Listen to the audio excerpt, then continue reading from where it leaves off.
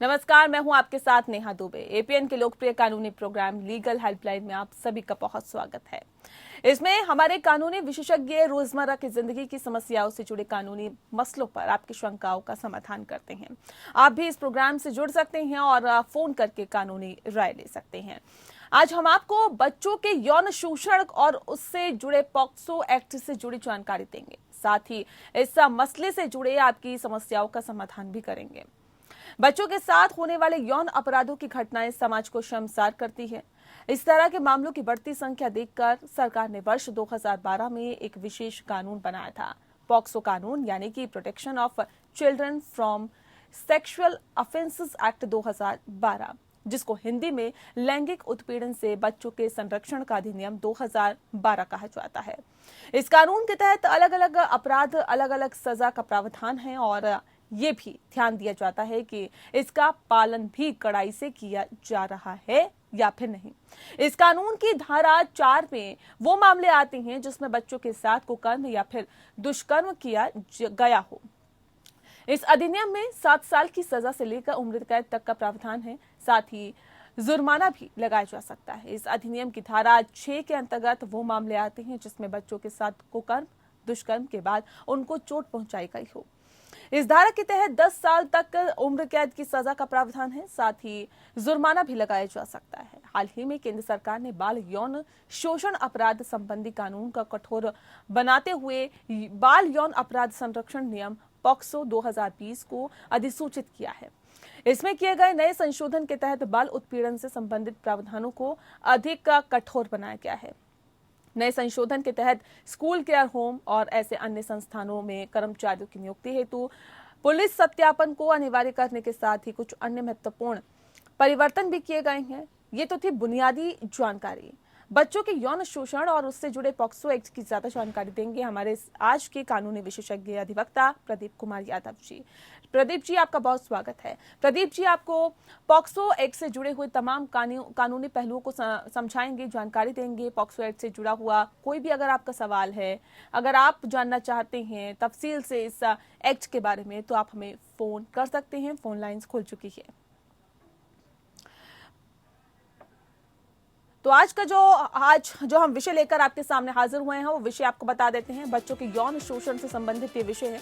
अगर आप भी इस विषय में जानकारी पाना चाहते हैं या फिर चाहते हैं कि इस विषय को तफसील से समझें या फिर इसके कानूनी पहलू क्या कुछ हो सकते हैं, तो आप हमें कॉल कर सकते हैं। 7065013841 ये हमारा नंबर है। अगर इस नंबर पर कॉल नहीं लगता है तो आप दूसरा नंबर भी डायल कर सकते हैं, 8377009636।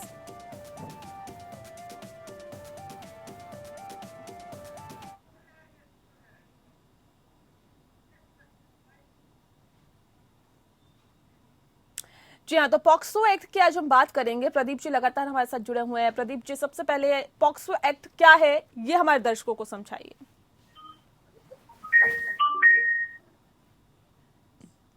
प्रदीप जी, आवाज मिल पा रही है आपको? जा रही है जी। प्रदीप जी, पॉक्सो एक्ट क्या है, ये दर्शकों को समझाइए तफसील से। देखिए, हम दर्शकों से सबसे पहले तो नमस्कार करते हैं सभी दर्शकों को और इस बात से स्वागत करते हैं कि आप लोग जो नए नए एक्ट आ रहे हैं उसके बारे में जानकारी करने की कोशिश कर रहे हैं। पॉक्सो एक्ट मेनली रूप से इसलिए लाया गया था कि बच्चों को किस तरह से सेक्सुअल असाइड से बचाया जाए, क्योंकि हिंदुस्तान में स्पेशली भारत और भारत के सब कंट्रीज जितने हैं, चाहे वो पाकिस्तान हो, बांग्लादेश हो या श्रीलंका हो, नेपाल, भूटान, जो इससे अंतर के सारे बने हैं देश, यहाँ पर क्योंकि विकास का लेवल बहुत नीचे है, इसलिए यहाँ पर इस चीजों के बारे में बहुत ज्यादा जानकारी पहले लोगों को नहीं थी और लोगों के साथ, छोटे बच्चों के साथ बहुत ज्यादा विपरीत व्यवहार होता रहा। हालांकि अभी भी अगर आप झुग्गी झोपड़ी में जाकर के इस चीज का आप लोग सर्वे करें तो वहाँ पर बच्चों को बहुत गाली दिया जाता है, बच्चों के साथ बहुत मिसबिहेव किया जाता है।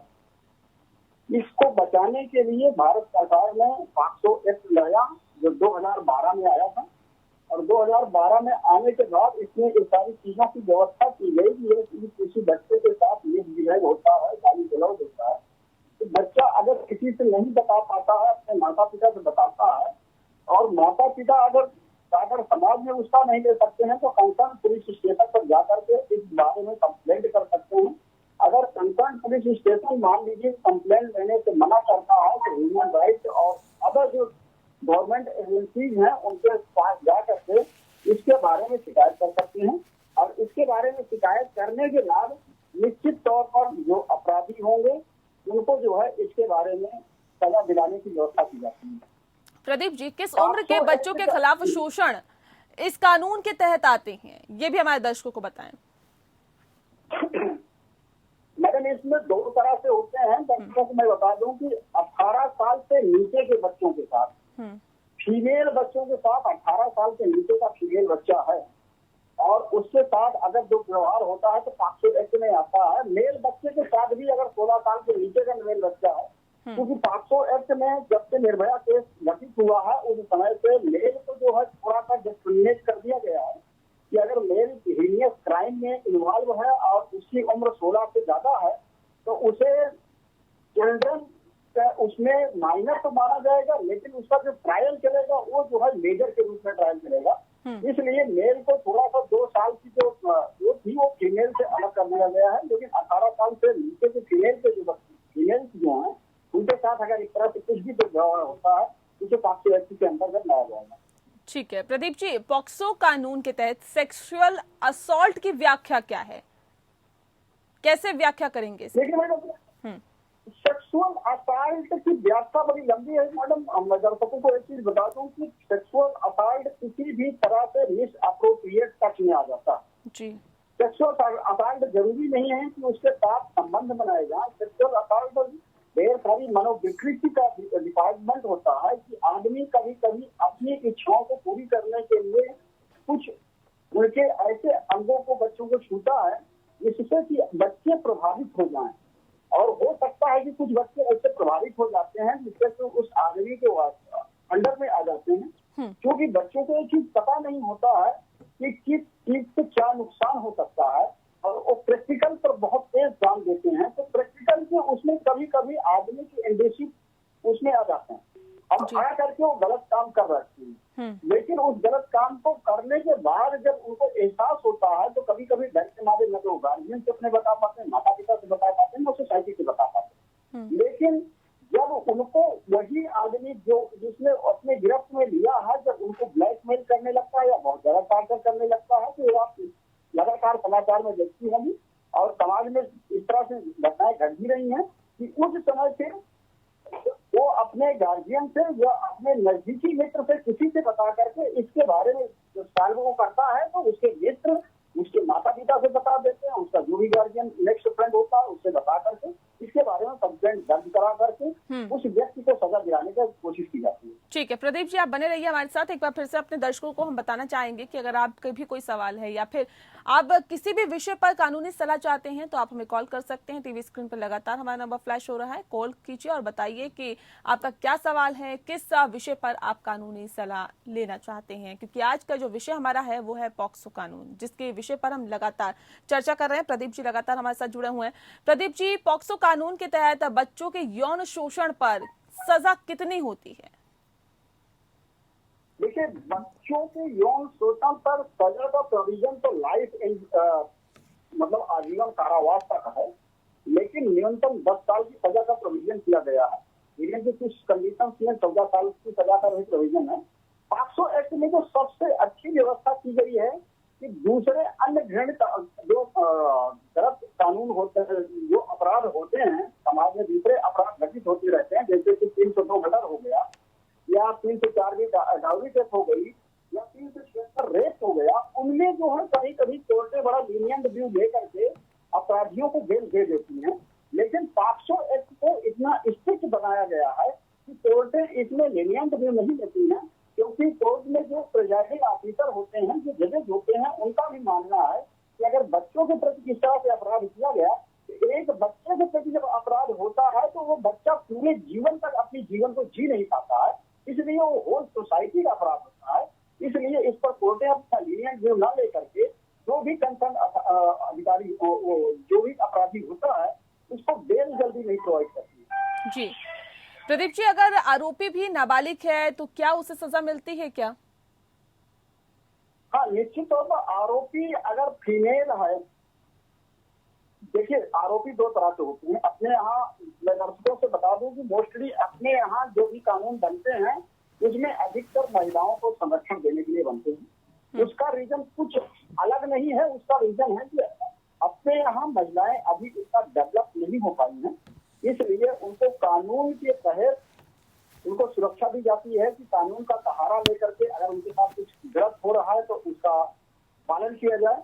अदरवाइज ऐसा नहीं है कि महिलाएं पुरुष के साथ पॉक्सो एक्ट में कुछ वो नहीं हो सकती हैं। जैसे कि मेरे पास एक मैटर आया था जहां पर एक फीमेल होती है जो 24 साल की होती है और वो किसी मेल लड़के को डांस सिखाने आती है। मेल लड़का होता है 14 साल का होता है, तो उसके साथ वही अपराध होता है, जिसकी बाद में मैंने सारा चीज रहा तो खैर ट्रायल का अलग मुद्दा है। लेकिन इसमें जो है अगर अपराधी और विक्टिम दोनों ही माइनर हैं तो दो चीजें हैं। अगर लड़का, मैंने पहले बता दिया कि लड़का 16 साल से ऊपर का है तो उसका जो ट्रायल चलेगा उसको जो ट्रीट किया जाएगा उसे एज ए मेजर ही ट्रीट किया जाएगा। इस सीआरपीसी के तहत भी क्या कुछ कार्रवाई हो सकती है इस पूरे मामले पर? सॉरी मैं समझ नहीं पाया आपको। बच्चों के यौन शोषण के मामले में पॉक्सो के साथ साथ सीआरपीसी के तहत भी कार्रवाई होती है। बच्चों के यौन शोषण के मामले में पॉक्सो के साथ साथ सीआरपीसी के तहत भी कार्रवाई होती है। क्या कुछ कार्रवाई हो सकती है? देखिए मैडम, जो पॉक्सो सीआरपीसी, इनफैक्ट मैं सभी दर्शकों को बता दूं कि सीआरपीसी केवल और केवल ट्रायल का प्रोसीजर है और पॉक्सो जो है वो पनिशमेंट का प्रोसीजर है। पॉक्सो आईपीसी ये सब पनिशमेंट के प्रोसीजर है। जी जी जी। तो पॉक्सो में अगर कोई अपराध होगा, चाहे आईपीसी में कोई अपराध होगा, इवन की दूसरे प्रिवेंशन ऑफ करप्शन एक्ट में जितने भी क्रिमिनल जो मैटर्स होंगे, दर्शकों को बता दूं कि क्रिमिनल मैटर्स में सीआरपीसी के तहत जो है ट्रायल किया जाता है। सीआरपीसी केवल ट्रायल का प्रोसीजर तय करता है, उसके तहत कोई पनिशमेंट नहीं होता है। पनिशमेंट कंसर्न एक्ट के तहत होता है। जस्ट लाइक अगर एफआईआर लॉज होगी, पॉक्सो में भी एफआईआर लॉज होगी तो सीआरपीसी को ये धारा 154 में ही एफआईआर लॉज जी, ठीक है। उसका जो इन्वेस्टिगेशन होगा उसमें जो चार्जशीट सबमिट होगी धारा 173 में ही सबमिट होगी। इन्वेस्टिगेशन जो होगा, स्टेटमेंट जो होंगे वो 161 164 में ही होंगे। तो ये सीआरपीसी का प्रोसीजर जो है ट्रायल का प्रोसीजर तय करते हैं, पनिशमेंट का प्रोसीजर नहीं करता। ठीक है प्रदीप जी, ऐसे केसेस में किन धाराओं के तहत ही चार्ज लगाए जा सकते हैं?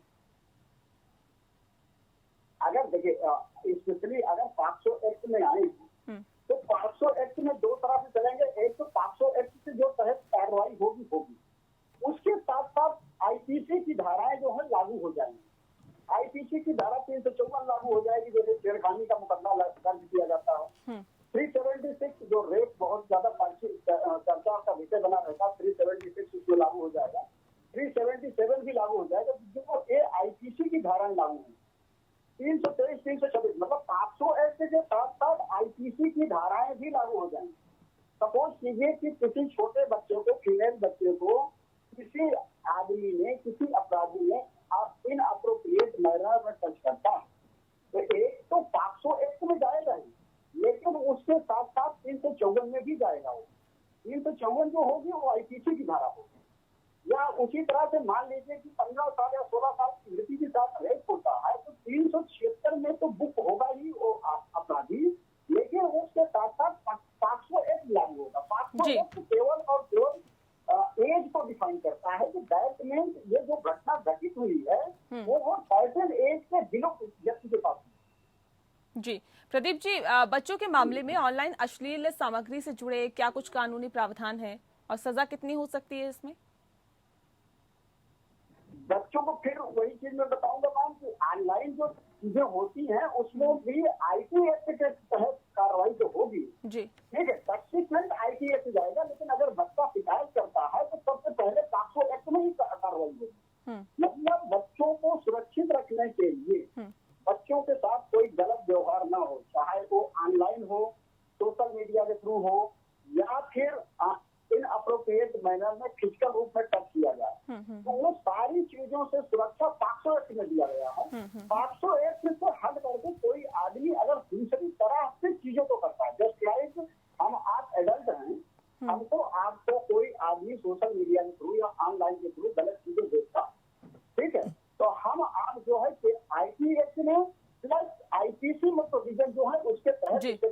FIR दर्ज कराएंगे। जी। लेकिन अगर यही काम बच्चों के साथ होता है तो सबसे पहले IPC और IT एक्ट में तो FIR दर्ज होगी ही, लेकिन उसके साथ साथ पॉक्सो एक्ट में भी FIR दर्ज होगी। मतलब ये है कि पॉक्सो एक्ट ही सबसे ज्यादा उसे सुरक्षित करेगा। इस केस में प्रदीप जी इस केस में क्या बच्चे की शिकायत पर केस दर्ज किया जा सकता है? निश्चित तौर पर, क्योंकि बच्चों की सुरक्षा के लिए बनाया ही गया है, तो बच्चे की शिकायत पर तो सबसे पहले केस दर्ज होगा। अगर बच्चे की, क्योंकि होता क्या है कि अपने यहाँ मोस्टली ये है कि बच्चा जब समाज से डर रहा है तो वो पुलिस के सामने कैसे जाकर के बयान दर्ज कराएगा। फिर मान लीजिए कि जब तक बयान नहीं दर्ज होता है, क्योंकि प्राथमिक रिपोर्ट जो दर्ज करने का काम होता है वो पुलिस एजेंसी का होता है। प्राथमिक रिपोर्ट दर्ज होने के बाद की सेकेंडरी स्टेज पर जो है इन्वेस्टिगेटिंग ऑफिसर अपॉइंट होते हैं। मान लीजिए कि बच्चा है, फीमेल है, तो उसके लिए फीमेल पुलिस प्रोवाइड की जाएगी, फीमेल साइकोलॉजिस्ट प्रोवाइड की जाएगी। लेकिन जब तक FIR नहीं दर्ज होता तब तक ये सारी सुविधाएं बच्चे को नहीं मिलेगी। इसलिए सबसे पहले बच्चा जो है पुलिस इसलिए नहीं जाता क्योंकि वो जब अपने माता पिता को नहीं बता पा रहा है तो पुलिस तरफ को कैसे बताए। और स्पेशली अपने यहाँ पुलिस को इस तरह से नहीं ट्रेंड किया गया है कि पुलिस बच्चों की किसी भी प्रॉब्लम को समझने की कोशिश करे। हम पुलिस पर्सनल पर कोई जो है आरोप नहीं लगा रहे हैं, लेकिन मोस्टली अपने यहाँ अगर कोई बच्चा पुलिस स्टेशन तक जाता है तो जल्दी से उसकी रिपोर्ट नहीं दर्ज की जाती है। अगर वहाँ पर कोई अच्छा एक आदमी पुलिस पर्सनल पोस्टेड है तो हो सकता है कि इसकी रिपोर्ट दर्ज कर दी जाती है, अदरवाइज इसकी रिपोर्ट दर्ज नहीं की जाती है। अब प्रॉब्लम आती है जस्ट लाइक अगर बच्चे के साथ उसके रिश्तेदार ही कुछ जो है गलत कर रहे हैं, उसके पेरेंट्स में कोई एक गलत कर रहा है तो बच्चे के पास कोई अल्टरनेटिव रेमेडी नहीं है। दो चीजें हैं, एक तो बच्चा चाहे तो पड़ोसी से या किसी और के थ्रू या फोन कॉल के थ्रू या 100 नंबर डायल करके या 112 नंबर डायल करके पुलिस को कॉल करके इस बात की इंफॉर्मेशन दे सकता है। क्योंकि बच्चा अगर अपनों से जब पीड़ित होता है तो वो पुलिस तक पहुंचने ही नहीं पाएगा, उसे दबाए रखेंगे। जब मौका मिलेगा, मौका मिलने के बाद वो पुलिस पर कैसे जो है संपर्क करेगा, वो फोन के थ्रू ही संपर्क कर सकता है, तो उस पर बच्चा डायरेक्ट कार्रवाई करेगा। चलिए, बहुत शुक्रिया प्रदीप जी, आपने बहुत तफसील से हमें जानकारी दी पॉक्सो एक्ट के बारे में, क्या कुछ पॉक्सो कानून है और कौन कौन से बच्चे, कितने साल तक के उम्र के बच्चे या बच्चियां इस कानून के दायरे में आते हैं। तफसील से आपने जानकारी दी और मैं उम्मीद करती हूं कि हमारे दर्शक जो इस कार्यक्रम को देख रहे होंगे उनको भी बहुत तफसील से जानकारी और बहुत सटीक जानकारी मिली है, जिसके जरिए वो ये जान सकते हैं कि पॉक्सो कानून के अंदर आखिर किस किस तरह के प्रावधान हैं। बहुत शुक्रिया प्रदीप जी हमारे साथ इस खास कार्यक्रम के माध्यम से जुड़ने के लिए। इसी के साथ लीगल हेल्पलाइन में इतना ही, मुझे दीजिए इजाजत, नमस्कार।